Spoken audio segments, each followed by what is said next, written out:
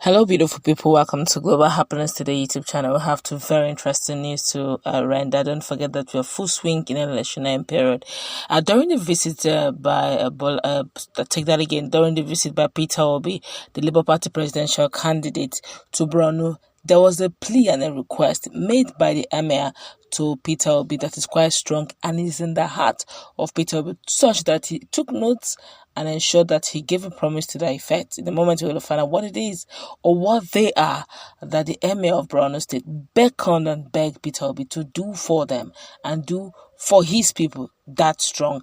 And in another news as well, which we're going to start with, Peter Obi's campaign director, that's Director General of his campaign group, said something very strong, which Nigerians really need to take note of during this election. I think INEC also should look into it. But before going to the newspaper, kindly subscribe to our channel. Click on the rest of the subscribe button beside it.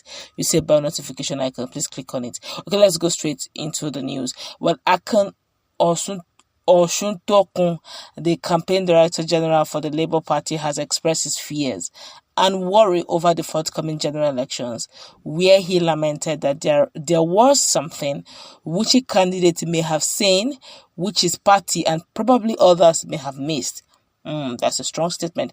The statement from the campaign director general, who was speaking, coming after the noted that a presidential candidate was confident to a point that, irrespective of the technology initiated by the Independent National Electoral Commission, INEC, being the behaviors, he can utilize his financial strength.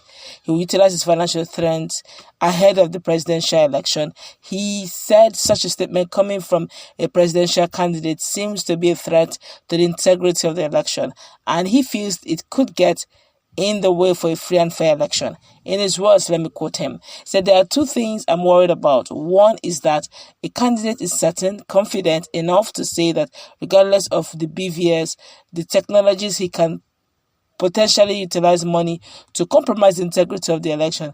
There must be something that he has seen that the rest of us have not seen.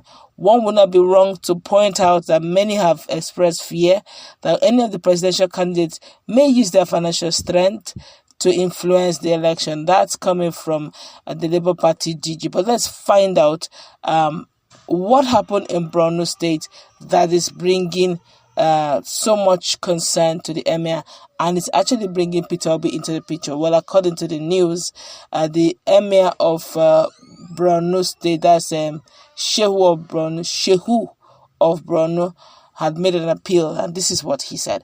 During his presidential campaign rally in Borno State, Peter Obi paid homage to the palace of Shehu of Borno, where he sought for blessings to emerge victorious in the upcoming presidential election. The reverend traditional ruler of Borno made appeals to Peter Obi on the demands he should meet if he gets elected as the president.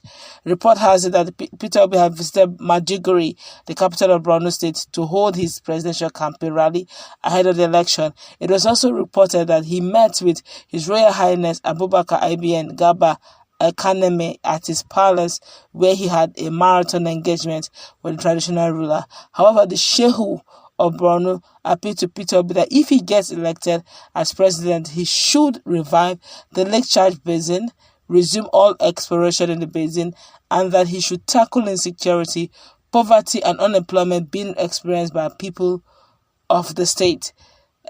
Peter Obi told the people of Borno that they should support Obi that movement with their vote in the election. He also promised that himself and his vice presidential candidate will rescue Nigerians from the clutches of poverty, insecurity, corruption, and poor educational system if they get elected. Let me quote him. The traditional ruler appealed to Obi, if elected as president, to revive the Lake Chad. Okay, but Obi and his entourage were there and actually proceeded to Ramat Square venue for the mega rally, which was attended by a mammoth crowd of Labour Party supporters. Now, this is interesting, and it's actually up to all of us. Much as the Shehu of Borno is making that appeal, it's up to him. If he truly believes in the candidature of Peter Obi and Dati, then he has a role to play as well. He can as well, it doesn't have to be neutral. He shouldn't be apolitical. This also has to do with him, his people, the safety of his people.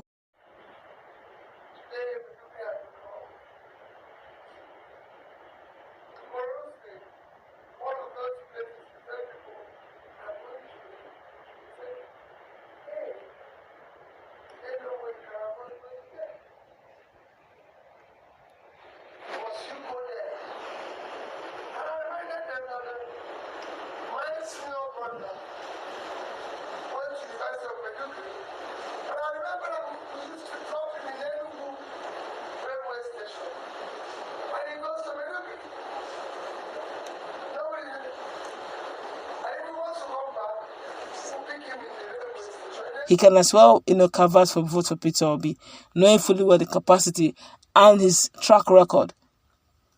Personal opinion anyway. But let's feel the pulse of Nigerians. Nigerians are talking. This person here says Zolam and Shetima prefers insecurity. Well, how would you know that? According to him, hey, you can't just stay back behind your keyboard and say they prefer insecurity. Although there have been a lot of allegations against them, Shetima, on the issue of insecurity, but then it's yet to be proven. Well, Zolam and Shetima are preferred candidates to clinch Borno. This is just wasting of time for Peter Obi. Okay, saying that Obi going to campaign in the homeland of Shetima is an own goal that is not going to work. Well, it's up to them anyway. And that person, we will give him 25%. Go and hug transformer. And that person here says, in fact, those project items the Shehu mentioned are anatole to poverty, terrorism, and is in line with turning us from consumption to production. But they're not allowing it now. Insecurity is not allowing Nigerians to really enjoy the full potential of their country and the mineral resources and human resources, natural resources embedded in the land. It really is a sad one. And that person here says, Obi will get 25% of vote in the 36 states and he will win 13 states with 5 votes. I say an amen to that, but politics has gone beyond that. You're seeing what is happening. If you hear the analysis of the present DG of Labour Party, will agree with me that he's even showing fears that despite the fact that all is being done by INEC over the BVAS technology, there seems to be palpable fear within the land that there's something sinister that's going on that probably may not sit down well with the Nigerian youth when the results are announced. Don't forget, some many months ago, before the attack to the person of Ikenga, the CUPP guy, he had actually made an expose that was very strong, where he showed us people who registered, whose names were registered in the BVS voters card, and their names on minors, underaged. Some of them saying they are imported names from the internet, and said they are Nigerians. There've been lots of videos on that effect, and there was no denial. Just that they said, okay, there's some, because he didn't just stop at talking. He showed documents to back up his plan. So, and after that, we do not know what happened afterwards. Did INEC fish out those names? And this is just one in Imo State, in one of the local governments, who they just kept on, improving, putting en masse.